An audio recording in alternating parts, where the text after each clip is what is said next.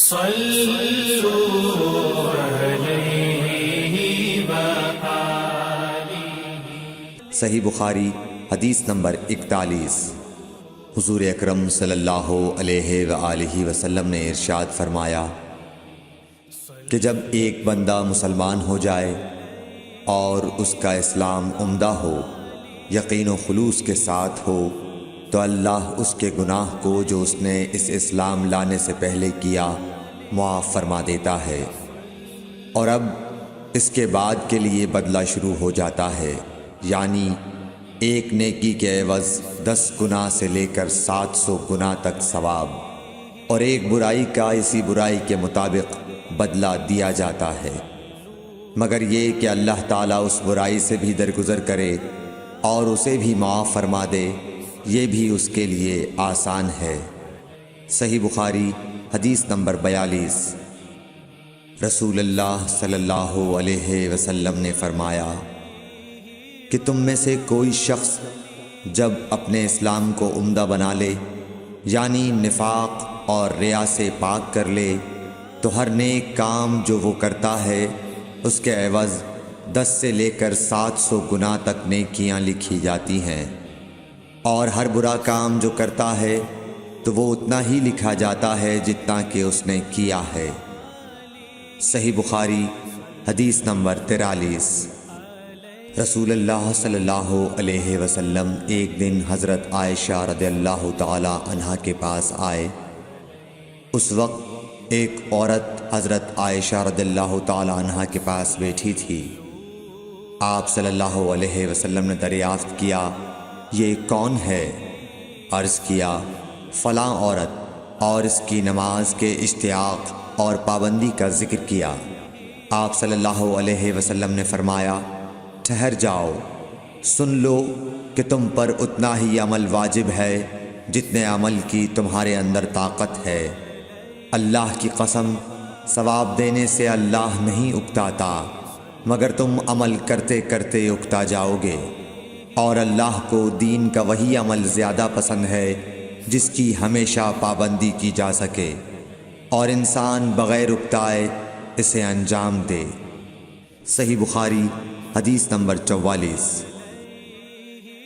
رسول اللہ صلی اللہ علیہ وسلم نے فرمایا، جس شخص نے لا الہ الا اللہ کہہ لیا اور اس کے دل میں جو برابر بھی ایمان ہے، تو وہ ایک نہ ایک دن دوزخ سے ضرور نکلے گا، اور دوزخ سے وہ شخص بھی ضرور نکلے گا جس نے کلمہ پڑھا اور اس کے دل میں گیہوں کے دانے برابر خیر ہے، اور دوزخ سے وہ بھی نکلے گا جس نے کلمہ پڑھا اور اس کے دل میں ایک ذرہ برابر بھی خیر ہے۔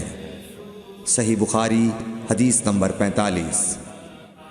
ایک یہودی نے حضرت عمر بن خطاب رضی اللہ تعالیٰ عنہ سے کہا کہ اے امیر المومنین، تمہاری کتاب قرآن میں ایک آیت ہے جسے تم پڑھتے ہو، اگر وہ ہم یہودیوں پر نازل ہوتی تو ہم اس کے نزول کے دن کو یوم عید بنا لیتے۔ آپ نے پوچھا، وہ کون سی آیت ہے؟ اس نے جواب دیا، سورہ مائدہ کی یہ آیت کہ آج میں نے تمہارے دین کو مکمل کر دیا اور اپنی نعمت تم پر تمام کر دی اور تمہارے لیے دین اسلام پسند کیا۔ حضرت عمر رضی اللہ تعالی عنہ نے فرمایا کہ ہم اس دن اور اس مقام کو خوب جانتے ہیں۔ جب یہ آیت رسول اللہ صلی اللہ علیہ وسلم پر نازل ہوئی، اس وقت آپ صلی اللہ علیہ وسلم عرفات میں جمعے کے دن کھڑے ہوئے تھے۔ صحیح بخاری حدیث نمبر 46۔ طلحہ بن عبید اللہ کہتے تھے کہ نجد والوں میں سے ایک شخص حضرت صلی اللہ علیہ وسلم کے پاس آیا، سر پریشان یعنی بال بکھرے ہوئے تھے۔ ہم اس کی آواز کی بن بناہٹ سنتے تھے اور ہم سمجھ نہیں پا رہے تھے کہ وہ کیا کہہ رہا ہے، یہاں تک کہ وہ نزدیک آن پہنچا جب معلوم ہوا کہ وہ اسلام کے بارے میں پوچھ رہا ہے۔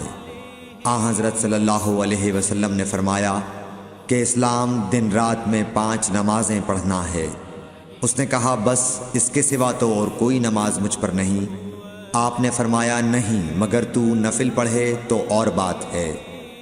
آن حضرت صلی اللہ علیہ وسلم نے فرمایا اور رمضان کے روزے رکھنا۔ اس نے کہا اور تو کوئی روزہ مجھ پر نہیں ہے؟ آپ نے فرمایا نہیں، مگر تو نفل روزے رکھے تو اور بات ہے۔ طلحہ نے کہا اور آن حضرت صلی اللہ علیہ وسلم نے اس زکوٰۃ کا بیان کیا۔ وہ کہنے لگا کہ بس اور کوئی صدقہ مجھ پر نہیں ہے؟ آپ نے فرمایا نہیں، مگر یہ کہ تو نفل صدقہ دے تو اور بات ہے۔ پھر وہ شخص پیٹھ موڑ کر چلا گیا، یوں کہتا جاتا تھا قسم خدا کی میں نہ اس سے بڑھاؤں گا نہ گھٹاؤں گا۔ آن حضرت صلی اللہ علیہ وسلم نے فرمایا اگر یہ سچا ہے تو اپنی مراد کو پہنچ گیا۔ صحیح بخاری حدیث نمبر 47۔ آن حضرت صلی اللہ علیہ وسلم نے فرمایا جو کوئی ایمان رکھ کر اور ثواب کی نیت سے کسی مسلمان کے جنازے کے ساتھ جائے اور نماز اور دفن سے فراغت ہونے تک اس کے ساتھ رہے تو وہ 2 قیرات ثواب لے کر لوٹے گا۔ ہر قیرات اتنا بڑا ہوگا جیسے احد کا پہاڑ۔ اور جو شخص جنازے پر نماز پڑھ کر دفن سے پہلے لوٹ جائے تو وہ 1 قیرات ثواب لے کر لوٹے گا۔ صحیح بخاری حدیث نمبر 48۔ آن حضرت صلی اللہ علیہ وسلم نے فرمایا کہ مسلمان کو گالی دینے سے آدمی فاسق ہو جاتا ہے اور مسلمان سے لڑنا کفر ہے۔ صحیح بخاری حدیث نمبر 49۔ آن حضرت صلی اللہ علیہ وسلم اپنے حجرے سے نکلے، لوگوں کو شب قدر بتانا چاہتے تھے وہ کون سی رات ہے۔ اتنے میں 2 مسلمان آپس میں لڑ پڑے۔ آپ صلی اللہ علیہ وسلم نے فرمایا میں تو اس لیے باہر نکلا تھا کہ تم کو شب قدر بتلاؤں، اور فلاں فلاں آدمی لڑ پڑے تو وہ میرے دل سے اٹھا لی گئی، اور شاید اسی میں کچھ تمہاری بہتری ہو۔ تو اب ایسا کرو کہ شب قدر کو رمضان کی 27ویں، 29ویں اور 25ویں رات میں ڈھونڈا کرو۔ صحیح بخاری حدیث نمبر 50۔ ایک دن آن حضرت صلی اللہ علیہ وسلم لوگوں میں تشریف فرما تھے کہ آپ کے پاس ایک شخص آیا اور پوچھنے لگا کہ ایمان کسے کہتے ہیں؟ آپ صلی اللہ علیہ وسلم نے فرمایا کہ ایمان یہ ہے کہ تم اللہ پاک کے وجود اور اس کی وحدانیت پر ایمان لاؤ، اور اس کے فرشتوں کے وجود پر، اور اس اللہ کی ملاقات کے برحق ہونے پر، اور اس کے رسولوں کے برحق ہونے پر، اور مرنے کے بعد دوبارہ اٹھنے پر ایمان لاؤ۔ پھر اس نے پوچھا کہ اسلام کیا ہے؟ آپ صلی اللہ علیہ وسلم نے پھر جواب دیا کہ اسلام یہ ہے کہ تم خالص اللہ کی عبادت کرو اور اس کے ساتھ کسی کو شریک نہ بناؤ، اور نماز قائم کرو، اور زکوٰۃ فرض ادا کرو، اور رمضان کے روزے رکھو۔ پھر اس نے احسان کے متعلق پوچھا۔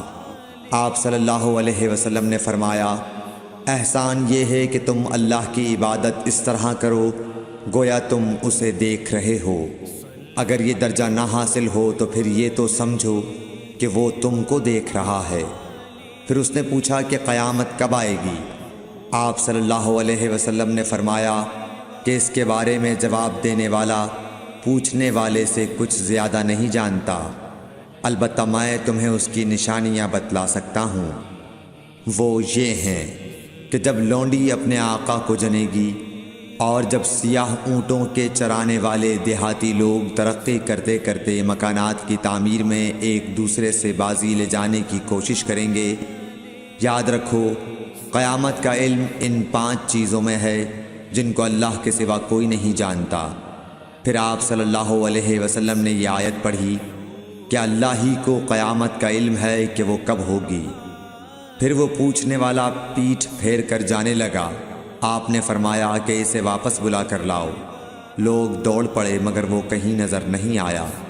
آپ صلی اللہ علیہ وسلم نے فرمایا کہ یہ جبرائیل علیہ السلام تھے جو لوگوں کو ان کا دین سکھانے آئے تھے۔